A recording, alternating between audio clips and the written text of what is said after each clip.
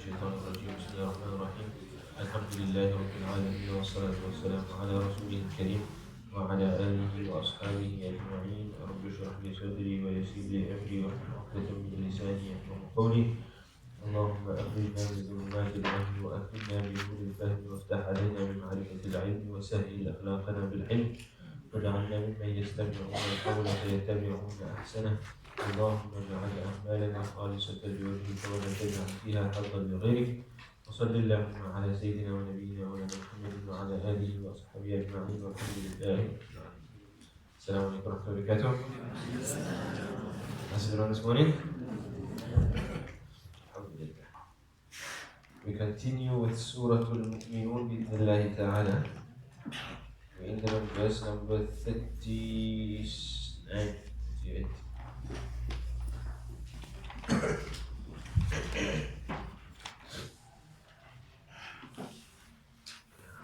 Just read a couple of verses.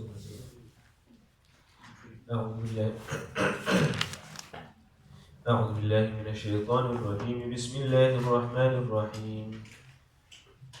أيعدكم أنكم إذا متم وكنتم ترابا وعظاما أنكم مخرجون هيهات هيهات لما توعدون إن هي إلا حياتنا الدنيا نموت ونحيا وما نحن بمبعوثين إن هو إلا رجل افترى على الله كذبا وما نحن له بمؤمنين قال رب انصرني بما كذبون.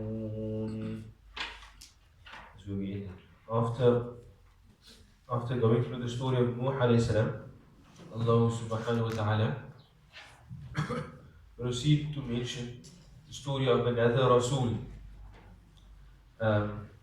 but in very general terms. Right?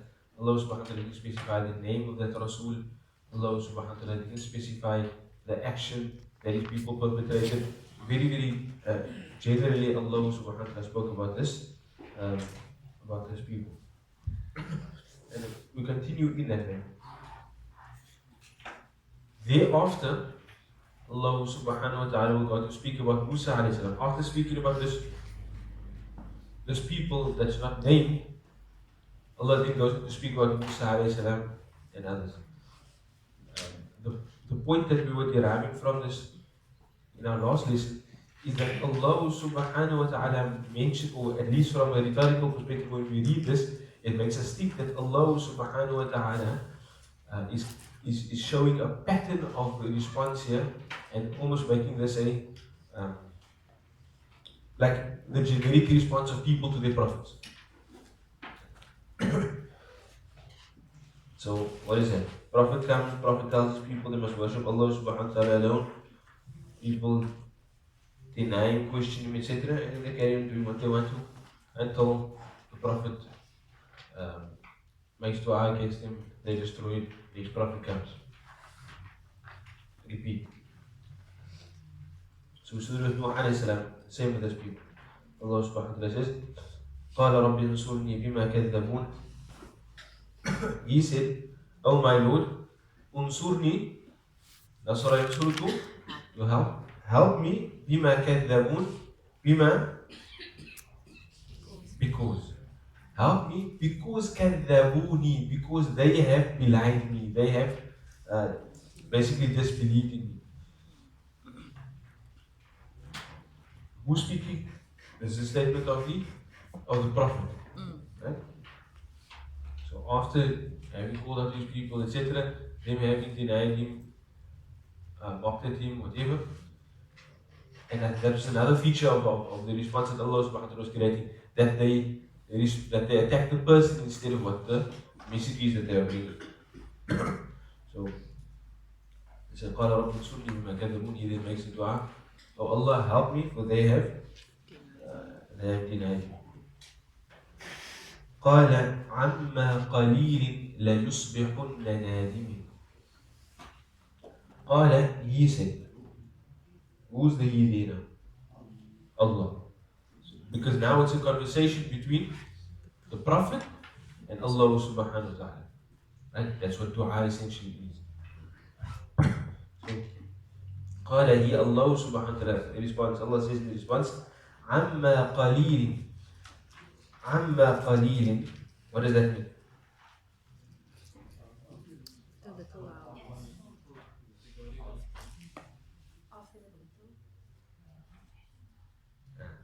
You will have come to that most likely if you check in a translation. Yes? Right. Why I say so is because Amma is comprised of two parts. An and Ma. Right? But here the ma is Zaida. So it's not factoring into the meaning. Because usually when we translate an, ma or something like that, follow best, usually we're going to translate it an as regarding or something like that. Right? But here the ma is Zaida because of the context. You can't really understand it any other way. So here that an, you actually almost understand as an qaleel. And that's what comes with after a while. Basically what I'm telling you is, to understand it as after a period of time, you understand that ma is zaida. Zaida means that it's just, it's extra. For style or something.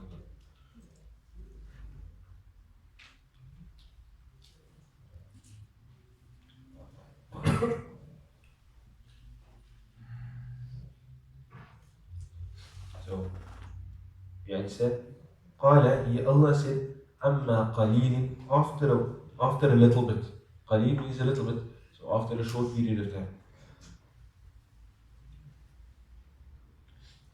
ليصبحن ليصبحن أصبح يصبح means what? Means to be or become.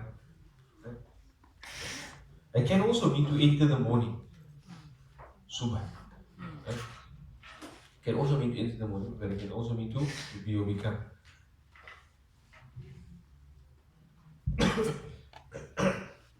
So Allah says, Amma qaleel, after a little while, la yusbihunna, they will, the lam at the beginning is for emphasis, the noon at the end is also for emphasis. Is a singular or plural? Plural. Is it yusbihu or yusbihuna? Yusbihuna. But how do we know? Because you just look at the harf before the noon tawkid al-thaqila. So what's the harf there? Al-dhamma. Isn't it? La yusbihunna. If it's a u, then it's plural. If it's a then it's singular. So, قال عما قليل لا يصبحن نادمين. Here Allah said, after a short period, لا يصبحن, they will most certainly become نادمين. From nadama, to regret, and nadim is the ismul fa'il, one that regrets. They will become people who regret.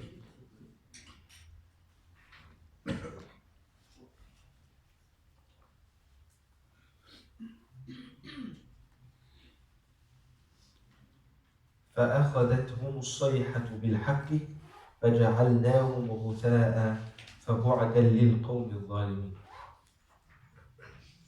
And Allah says, فأخذتهم الصيحة. So أخذتهم, أخذ means to, like in just normal language we need to take, but when using the concept of punishment we need to seize something. فأخذتهم, so seized them. What seized them? أخذت, you can see is feminine. الصيحة. What's a صيحة? The shriek or the loud shout. فأخذتهم الصيحة بالحق. The loud shout will seize them بالحق, literally with truth. But this jar majroor here, this jar majroor, it comes in the form of the hal in which the sayha will seize them. Right? Bilhaqi, so you can mean here, bringing to them truth, in the fact that when they are seized, they will recognize the truth. Right? Or you can understand it as justly.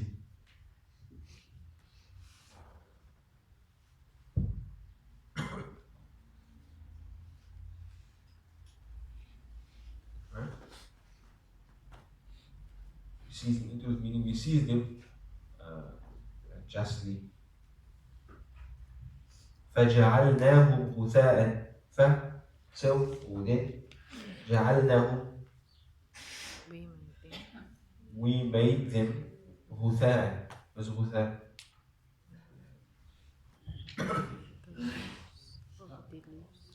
غثاء sometimes is translated as stubble, like plants that are that have become dried out. Yeah, like debris also. And why I was going to mention that is because Allah also, in another hadith, Rasulullah uses the same word غثاء, right? Referring to the stuff on top of the water. ولكنكم غثاء كغثاء السيل. You will be like the debris on top of that gathers on top of foam. Right? So that's what Allah subhanahu wa ta'ala says. فجعلناهم فأخذتهم الصيحة بالحق فجعلناهم غثاء فبعد. So we made them like debris, bitter stuff that gather on the top of the foam or something like that. But what's the understanding? Why غثاء? Why have we made them like debris? Because it washes away. Right? It washes away, and then there's like no place it off. So it says فجعلناهم غثاء فبعدا للقوم الظالمين. What does this mean? Bu'd means what? Bu'd literally means distance. Right? Bu'd literally means distance. Somebody have a tissue for me. So I have a piece here. What is that?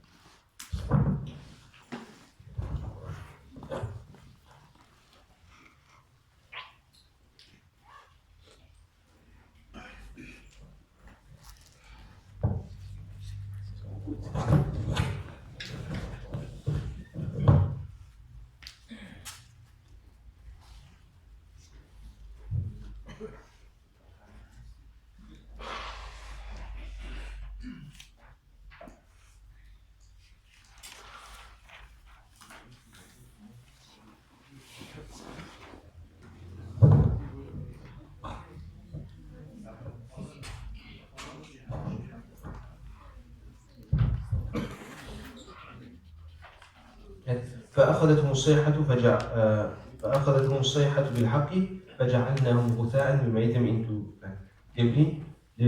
فبعدا للقوم الظالمين. So بعدا, literally I said بعد means distance, but when it's used in this form فبعدا li something, then it means like away with him.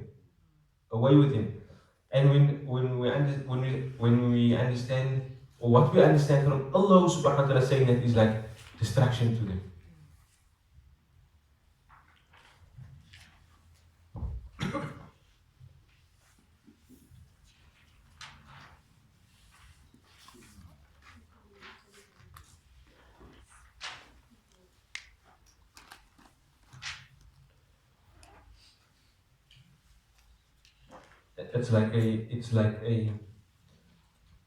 It's like coming in the form of a dua. When you see that فَبُعْدًا لِلْقَوْمِ الظَّالِمِينَ, it's like that phrase is coming in the form of a dua. Of course. Yeah, a dua of distraction. So فَبُعْدًا لِلْقَوْمِ الظَّالِمِينَ, it's like you making dua, may Allah destroy you. May Allah distance you.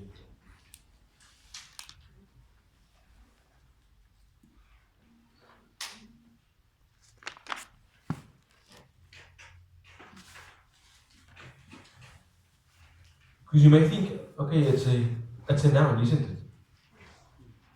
And which hal is the noun? I'm explaining to you why I'm saying it's coming in the form of a dua. It's in which hal? Bu'adan. It's in halatul nasb. But it's actually the beginning of the statement. So why is it in halatul nasb? There has to be a reason for it to be in halatul nasb. The reason is then it is maf'ul mutlaq. It's maf'ul mutlaq. Right? But we know maf'ul mutlaq to be usually when I have a verb, followed by maf'ul with the same root letters. Right? But oftentimes now maf'ul mutlaq comes, especially when it's coming in the form of dua, then we omit the verb. Like we say, غفرانك, subhanak. Right? Have you never thought, why is subhana in nasb? I like to sing something that starts with subhanallah, it's in nasb. Because maf'ul mutlaq, there's a verb implied but omitted. And so the same thing is happening over here. Right? And it often happens in the form of dua.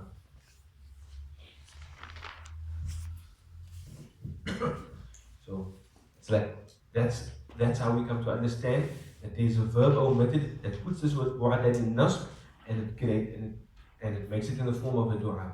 فَبُعْدًا لِلْقَوْمِ الظَّالِمِينَ. So away with the wrongdoing people.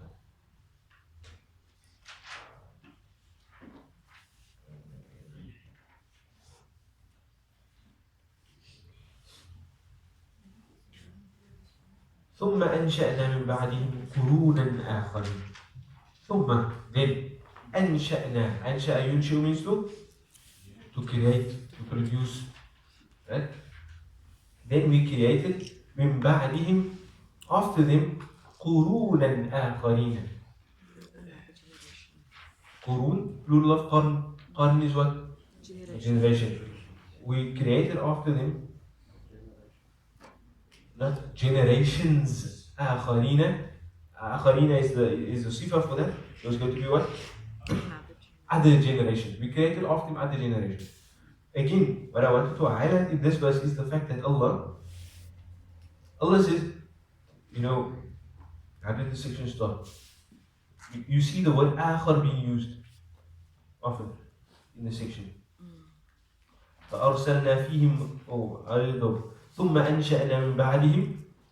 If you just look at verse number 31, ثم أنشأنا من بعدهم قرنا آخرين. Then we sent after them other generation. Now at the end of it we have ثم أنشأنا من بعدهم قرونا آخرين. There's only one difference in the two verses. In the first one it uses singular, and at the end it uses a plural. And that all feeds into that whole the rhetorical generalization of the whole thing.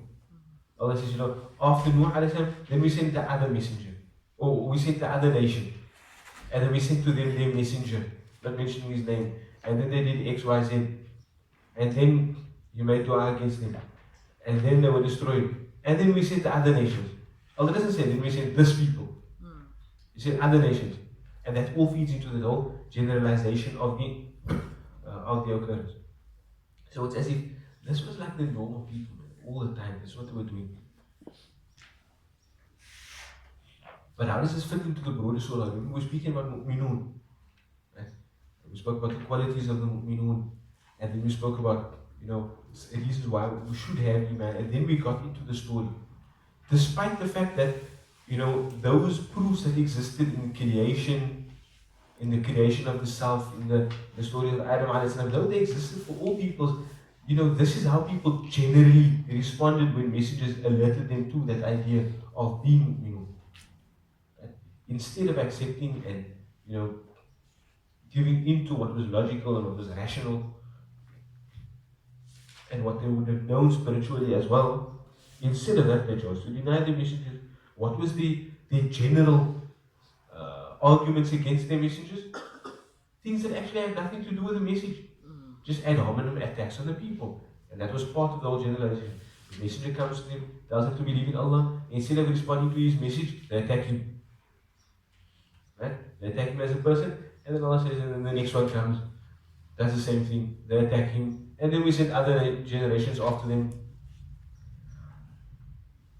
And what does Allah say about these other generations? ما تسبق من أمة أجلها ما تسبق من أمة أجلها سبق يسبق to precede something, to go before, right? To precede, to outstrip. It's تسبق because the fa'il of it is what? The fa'il of it is min ummah. Min ummah. So it's actually ummah, but the min is like mutab'id, means like no. There isn't any ummah. That min we're going to understand as any. ما تسبق من أمة. There is not any nation. ما تسبق من أمة. And again, here you must know that ma, though it's coming before present tense verb, سبق يسبق, usually to negate the present tense verb, you use what? You use la. Right? But here, that ma is also coming for nafi.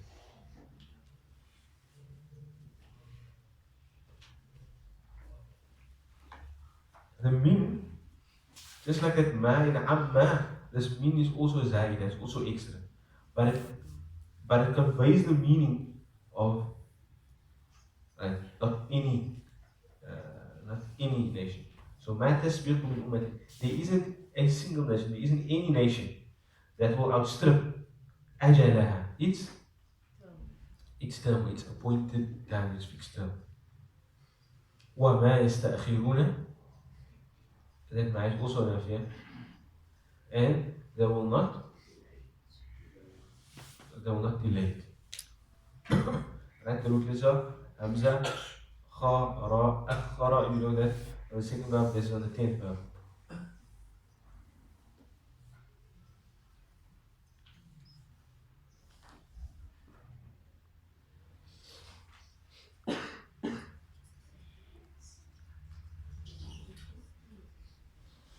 Now you may say, okay, why is the first one feminine, second one masculine?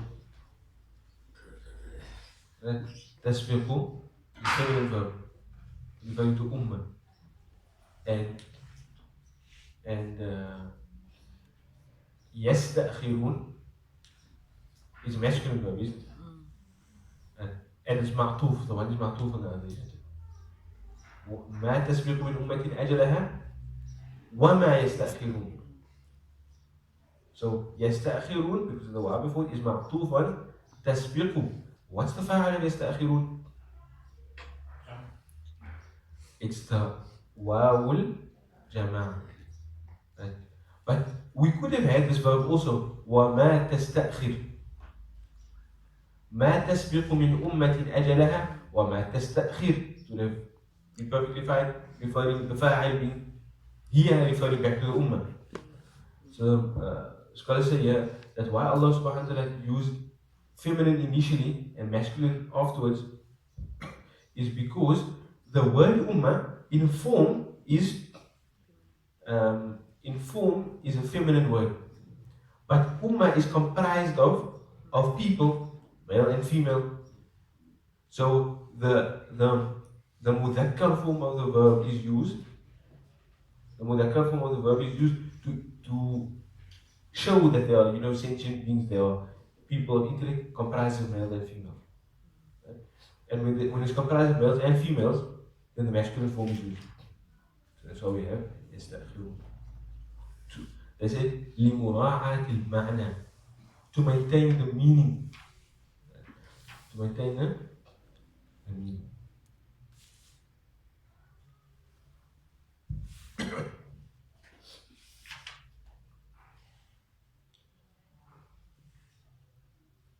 And then Allah subhanahu wa ta'ala goes into the next thing. ثم أرسلنا رسلنا تترى.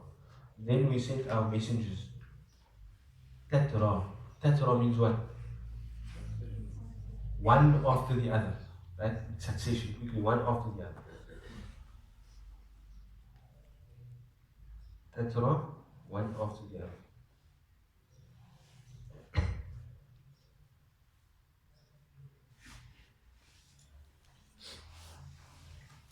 That word is in Nasr.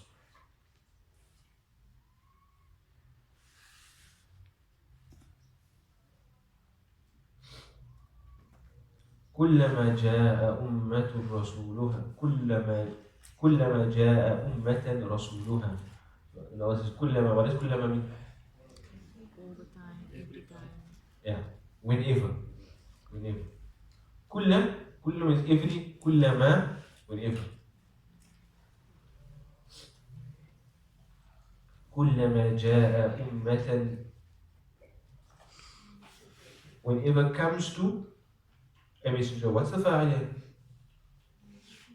كلما جاء أمة رسولها. Whenever whenever رسولها something to say. Usually you have the fa'il coming first and then the maf'ul, right? But if in this case you wanted to have the fa'il first, it wouldn't work out rhetorically the same. Why?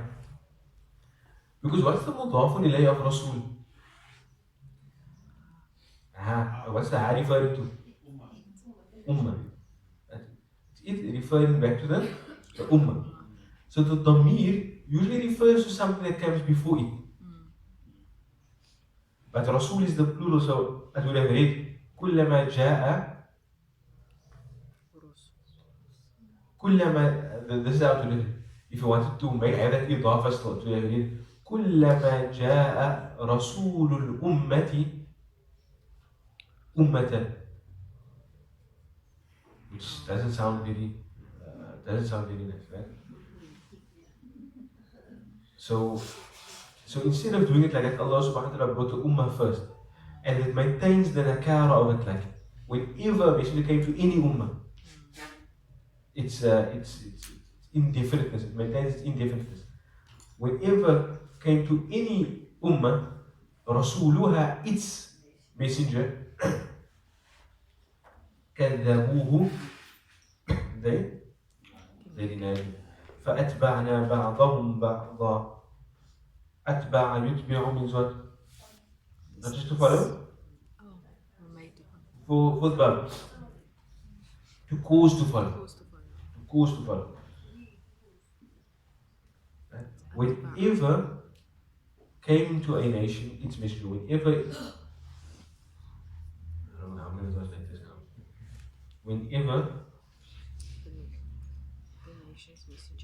Whenever a nation's messenger came to them, they denied him. فَأَتْبَعْنَا بَعْضَهُمْ بَعْضًا, and then we caused some of them to follow others. We caused some of them to follow others.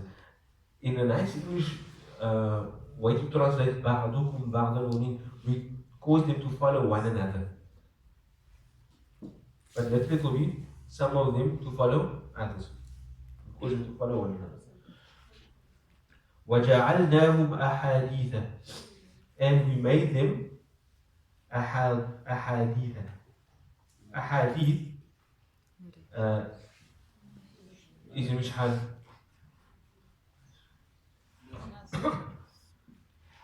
أحاديث حالة النصب. The word is also غير منصرف. That's why you can say there is no al, but it also has no tanween. حديث أحاديث, and because it's on a form to call صيغة منتهى الجموع.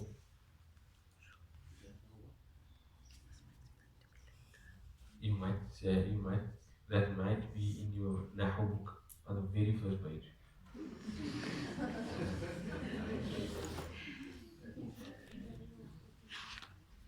Let me see, can I see?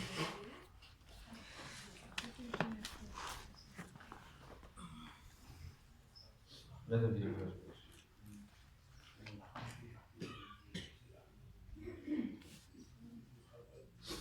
Is there on the second page. Page number 2. Yeah, so I'll put it on the last 2 here. I think maybe I just was thinking of my own one very, very long ago when I made a note about it.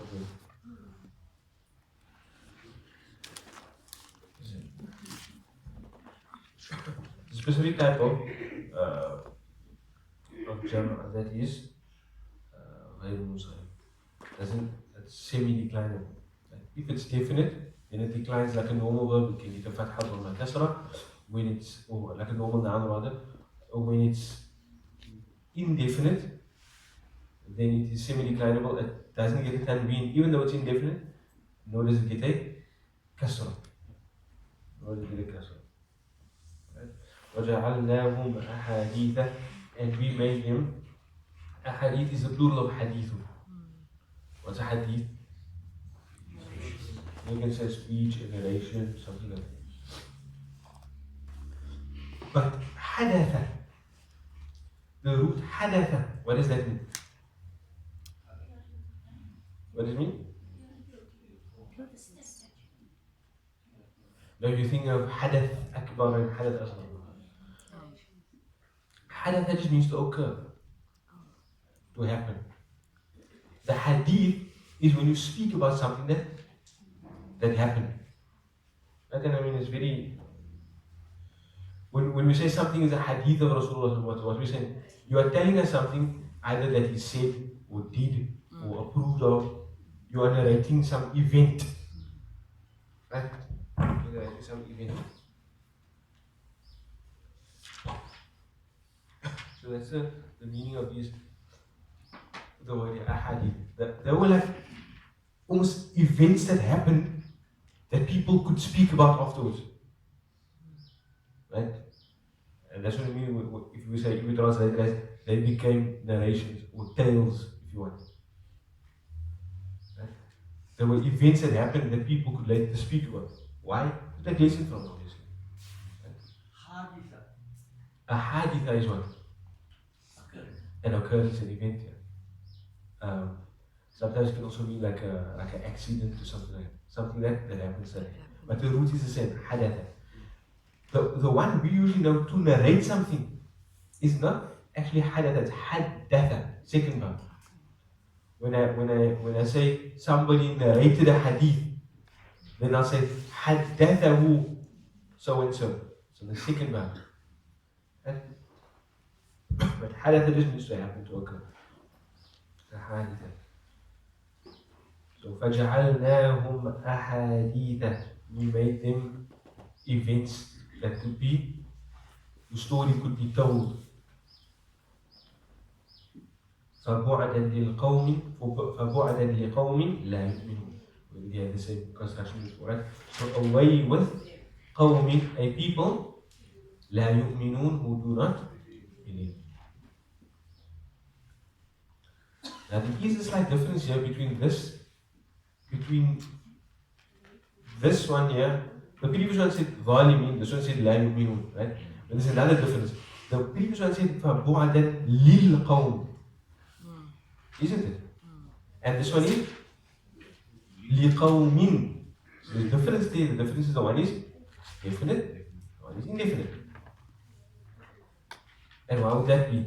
In the previous example, we were speaking about a specific messenger sent to a specific people, unnamed, but still a messenger sent to a specific people. In this case, we're not speaking about a messenger sent to a specific people, we're speaking about Allah sent these messengers one after the other to their people. They denied their messengers, and then Allah says, like in an indefinite way, meaning that it can encompass all of them, away with people that do not believe. And again, all of that just feeds into this whole generalization of these occurrences.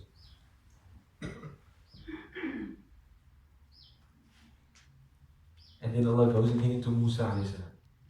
So Nuh alayhi salam, then a whole general discussion about the specific prophet, general discussion about prophets, and then back into specific. From Nuh alayhi salam, general discussion about a specific prophet, then general discussion about prophets or messengers. Right? And you can see that if you look again at 31. Allah subhanahu wa ta'ala says what? No, 32 rather. فأرسلنا فيهم رسولا منهم. Right? رسولا singular. And then if you just look at the next one, Allah subhanahu wa ta'ala said, ثم أرسلنا رسلنا. Plural again. So speaking about a number of different Then Allah says, ثم أرسلنا موسى وأخاه هارون بآياتنا وسلطان مبين. Then we sent Musa alayhi salam وأخاه هارون and his brother Harun. So Musa alayhi salam is the maf'ul of أرسلنا. أرسلنا, the fa'il is na. We referring to Allah subhanahu wa ta'ala. The nafu, royalty, not plurality, majesty. Musa is the maf'ul. So Musa alayhi salam is mabni. It is mabni, but it's in mahal nasb. Then the word akhahu is in which hal? Also nasb. This is one of those 5 special words. Right? When it doesn't just get the dhamma, fatha, kasra. When it, to show its hal, when it's in the idafa construction, when it's a mudaf, then it gets either a waw or alif or ya to show its hal. So it's either akhuhu or akhahu or akhihi. Yeah, it's akhahu, so we know it's in nasb. Why is it in nasb? Because it's ma'tuf on Musa. It's ma'tuf on Musa. But then what about Harun? This is actually why I asked you all of that. It's just a point of, it's just a grammar point, just like that. Because I know these things don't come very often and people forget about it. Harun is Mishhal. Also that's why. You can't say ma'tuf because there's no wow. It's badal. Okay, yes. What's badal now again? The one can replace the other. When you have another word referring to the entirety of the previous thing that was mentioned.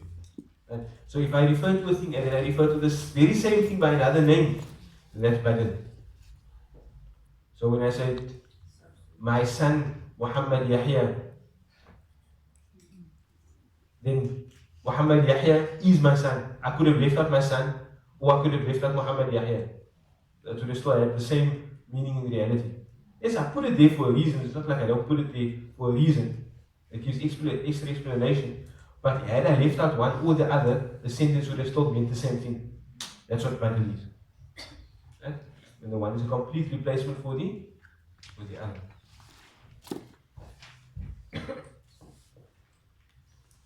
So Harun is in halatul nasb because it is badal for the word akhahu. For the word akhahu. Now what you should do now, if you really want to get your Arabic solid, is you should take out that old Nahu book of yours, go to the last page, and just It's so broken. you see that last page is there? Yeah.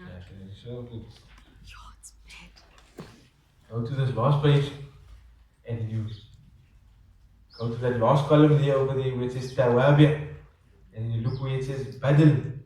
You make a mark here, okay, I remember what badal means. Because if you know this page of the Nahu book, then your Nahu will be solid. Like if I can ask you about any of these words and you can tell me about it, then your Nahu will be solid. You'll know, you will have more than beginner Nahu. But yeah, it just takes. I actually told the other class I'm going to get Malach and to print it on a bookmark for them. Or something. I didn't say on a bookmark. I said it would be nice on a bookmark. Then you just keep it with you. You're jogging with it all the time. Inshallah.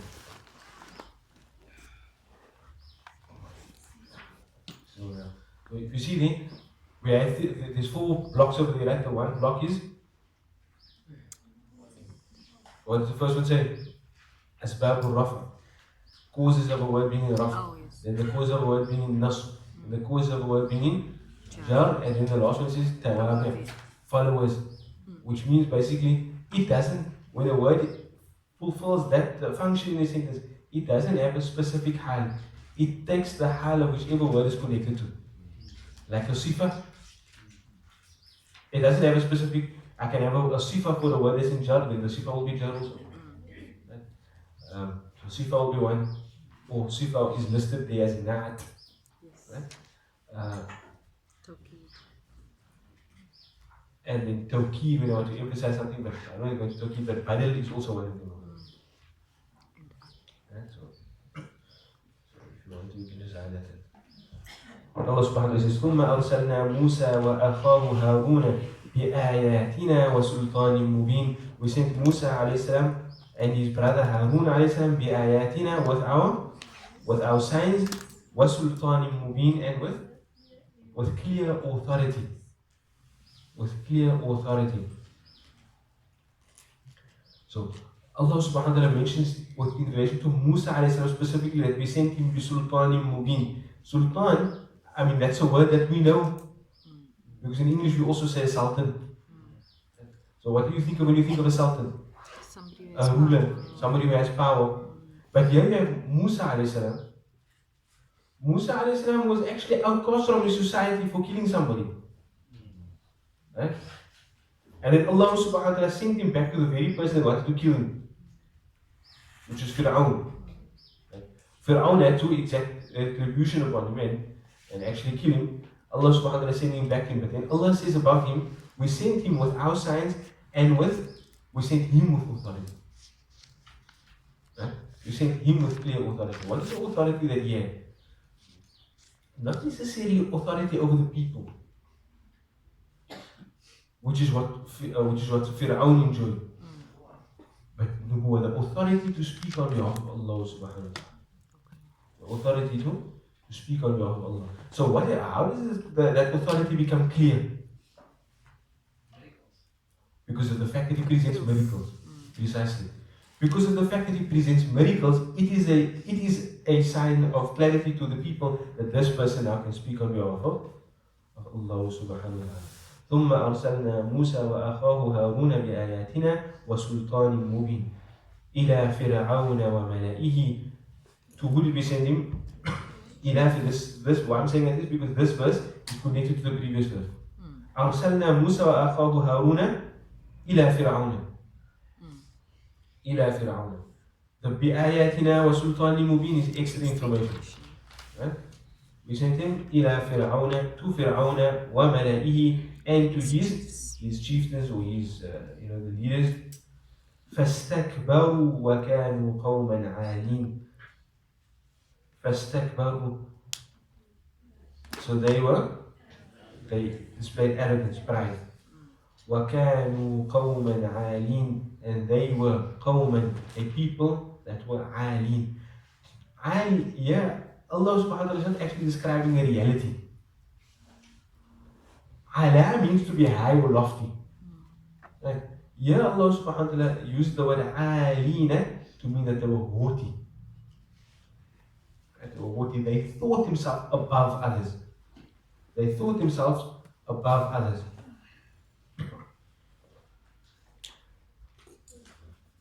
فاستكبروا وكانوا قوما عالين. They were people who were haughty. They thought themselves above others. قالوا أنؤمن لبشرين مثلنا. قالوا, they said, أنؤمن, should we believe لبشرين, should we believe, that's why I'm stopping it. لبشرين, we had this the same thing last time. What do you usually use with amana? You use B. Here we have li. And I wanted to tell you what is the connotation of that the last time. As if the benefactor of the belief is the Prophet, not you yourself. Not the believer, but the one who's being believed. So it's as if they're saying, like, should we do him the favor of believing in him? You understand? Usually with the verb amana and kafara, we use the harf B. Here we don't have the harf B used. We have the harf li. Right? We use it as the harf li. There's actually, in Arabic rhetoric, what happens is sometimes you use a verb, right? You use a verb, then you omit the harf that gets used with that verb. And you omit another verb, but you use the harf that gets used with the second verb to imply all the stuff that is omitted. So for example,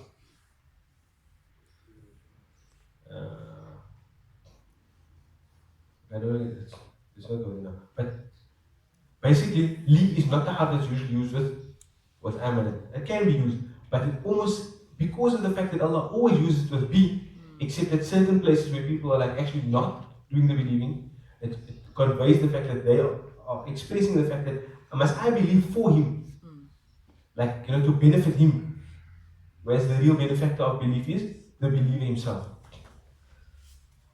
قالوا أنؤمن لبشرين, should we believe?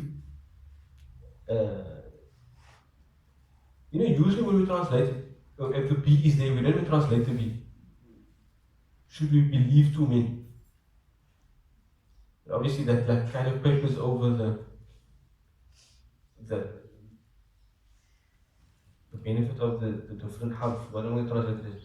Should we believe for the two men? For two men. That doesn't sound right in English.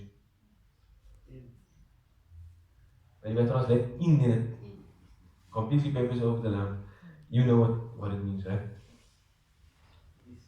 Should we believe two men, mithlina, like us? Like us. وقوم. So what are they speaking about the mithliya in here, the likeness? They're only speaking about the likeness in terms of them being men or human beings. Right?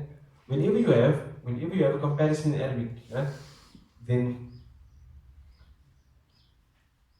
what we call tashbih, there's different parts to it. You have the thing that you are likening, you have the thing that you are likening it to, you have what we call the adatu tashbih, the particle or the word that shows that you are comparing things, and then you have the wajhu shabah.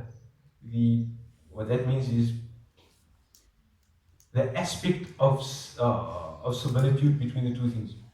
So for example, I can say to my wife, you are like the moon. I could mean that you are beautiful and radiant. I could also mean you round and filled with craters. You know what I mean? Excuse me? Or lunatic. So what I'm saying is, when I'm comparing things, I'll never say it tomorrow. But what I want to point at is that you have this concept of the angle of similitude, right? And so my question to you a moment ago was, what is the angle of similitude here? It is that you human be human. And why I point that out is because though they're saying that we are human, Allah described them before this and He will describe them after this as people of arrogance. So they didn't think that Musa a.s. and Harun a.s. were people of stature like them, but just that they were people like them. You understand? They didn't believe that they were people of similar social standing, rather just that they were human beings. Yeah. And that's expressed by what they say afterwards. وَقَوْمُهُمَا لَنَا عَابِدُونَ. وَقَوْمُهُمَا, and the people of the two of them, meaning their people. لَنَا, to us, عَابِدُونَ are slaves. Their people are our slaves. So that's what I'm saying. They're not highlighting that they're the same like us in terms of stature or social standing. Rather, they're just human beings like us. But they actually they deserve to be our slaves. That's what the rest of the people are. Right? So in the Pharaonic Egypt, there were the Copts, and there were the Coptic people that followed Musa alayhi salam, and then there were what's the word now?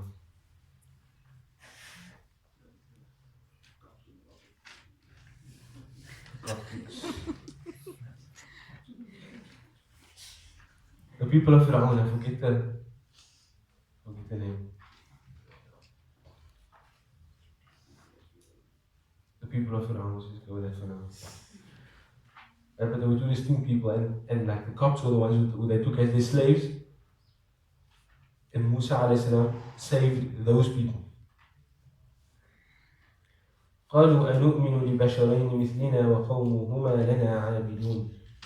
They said, should we believe two men like us, whose people are our slaves? فكذبوهما. So they belied the two of them, they denied them. فكانوا من المهلكين. So they were from المهلكين. مهلك means what? It's the ism al-maf'ul of the fourth bar. From أهلك يهلك means to destroy, to cause to perish. فكانوا من المهلكين. They were from those who were destroyed. وَلَقَدْ آتَيْنَا مُوسَى الْكِتَابَ لَعَلَّهُمْ يَهْتَدُونَ. And certainly, we gave Musa alayhi salam the book, لَعَلَّهُمْ يَهْتَدُونَ, so that perhaps they can be guided. Now here's something important in the story of Musa alayhi salam. Allah subhanahu wa ta'ala, He doesn't mention the details of the story, right? And there's something that we would have come across already throughout the Quran. Allah tells stories in the Quran, or Allah narrates qisas. I know tell stories sounds so like Allah narrates events in the Quran, and Allah narrates similar events repeatedly in the Quran. But Allah subhanahu wa ta'ala highlights different things in those stories. Right? Allah subhanahu wa ta'ala highlights different things in those, in His narrations of those events. Musa alayhi salam's story is one that Allah subhanahu wa ta'ala speaks about at great length in the Quran. Right? Like in Surah Qasas, the surahs that are offered Jews, Allah subhanahu wa ta'ala mentions a lot of the details of the life of Musa alayhi salam. As He does in Surah Baqarah and other places, Allah subhanahu wa ta'ala speaks about the story of Musa alayhi salam a lot. But here in this case, Allah subhanahu wa ta'ala actually just mentions 4 very short verses about it. Because the point is not the story of Musa alayhi salam. The point is making bust, expanding on what was previously mentioned in general terms.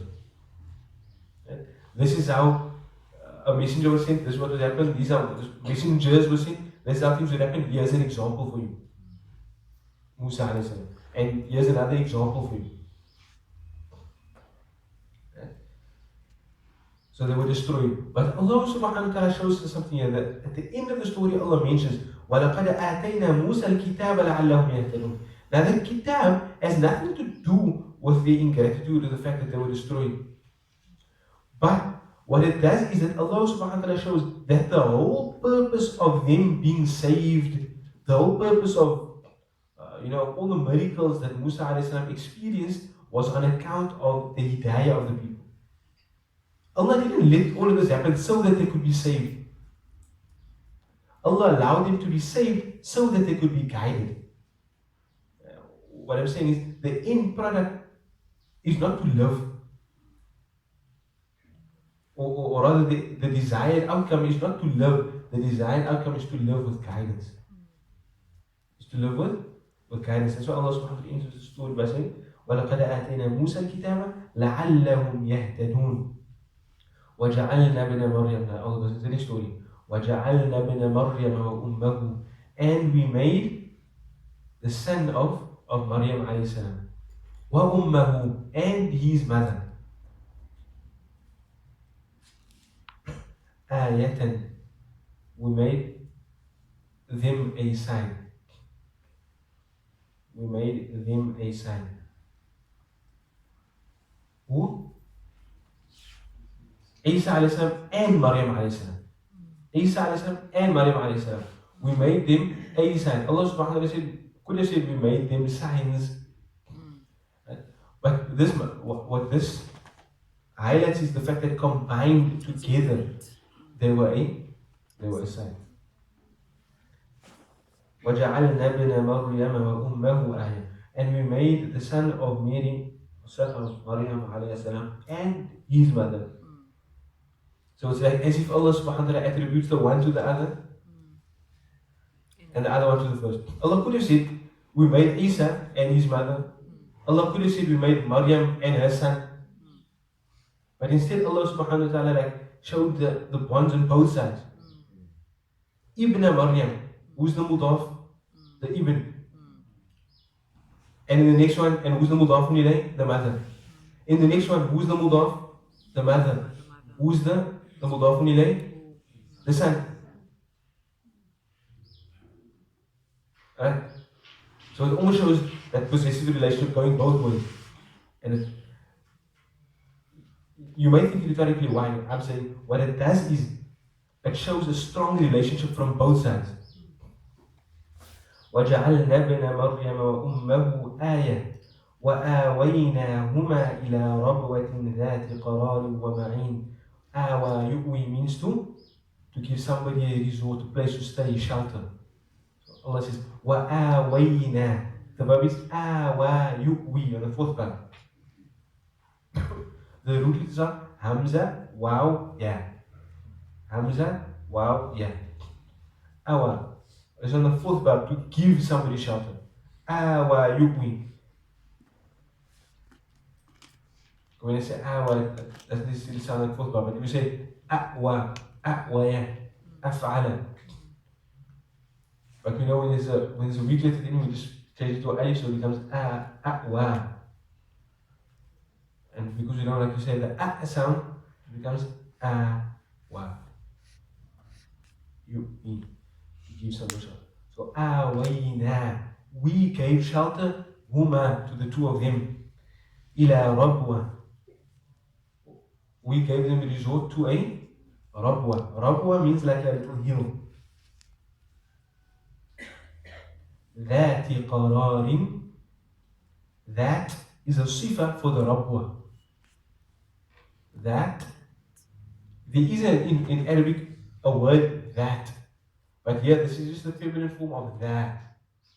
This is the feminine form of that. Like the word that will mean something's essence, but here it's just the feminine form of that. That means what? A possessor of something. So that hill was a possessor of, or in other words, the hill had. You can just translate that there is having or had. Qarar. Qarar usually means stability. Here we understand it to mean it had level grounds, it had like flat spaces, وَمَعِينٍ, and it had springs. So why does Allah mention all that? We gave them a resort to a little hill, it had flat spaces and springs. It's Allah subhanahu wa ta'ala showing how He favored them. If there was just a hill, no flat spaces, not going to be so easy to rest, etc. Right? So Allah mentions all of this to show how He favored upon them.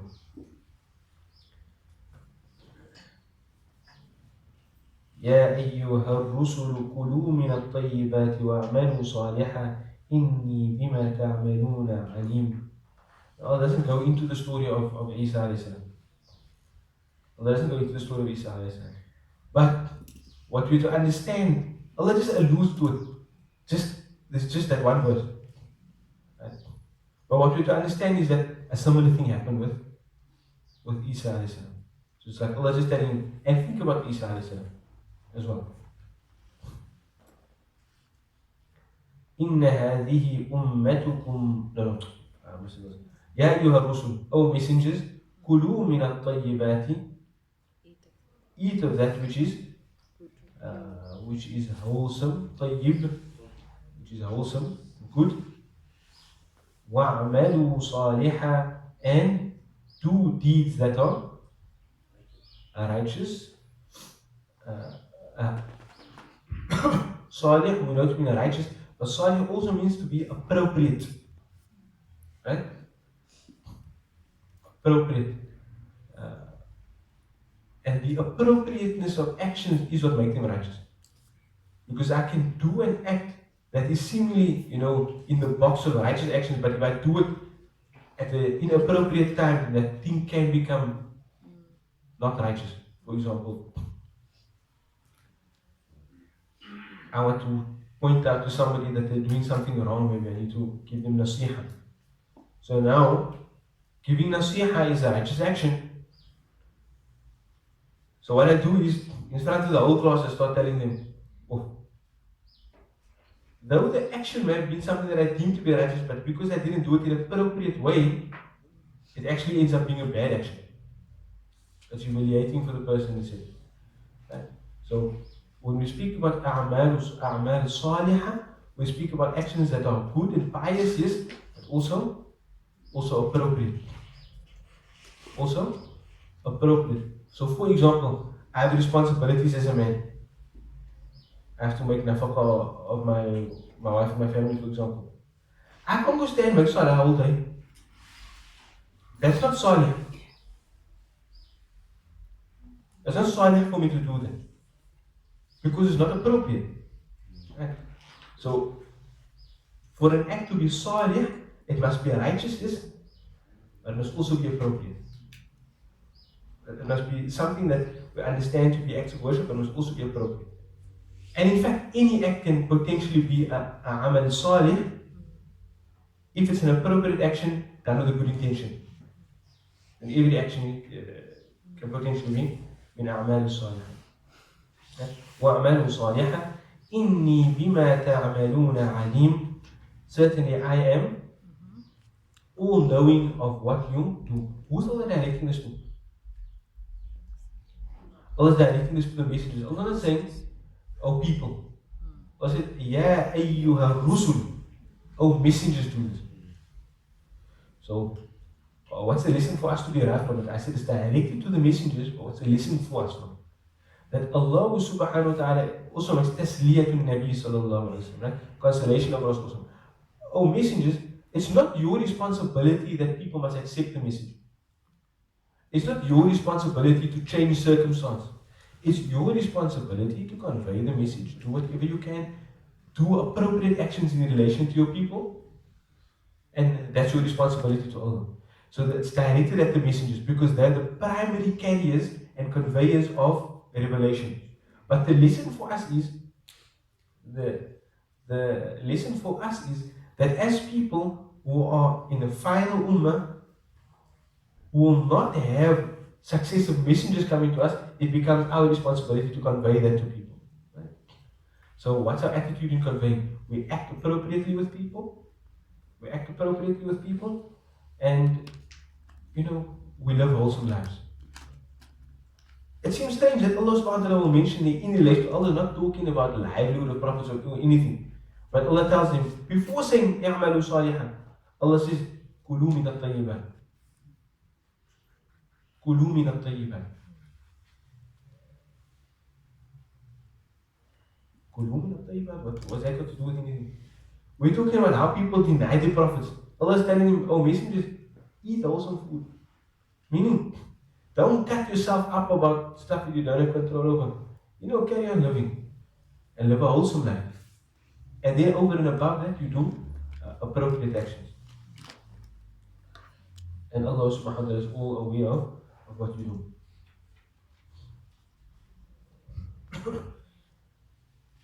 وَإِنَّ هَذِهِ أُمَّتُكُمْ أُمَّةً وَاحِدَةً وَأَنَا رَبُّكُمْ فَاتَّقُونِ. I think our time is actually up.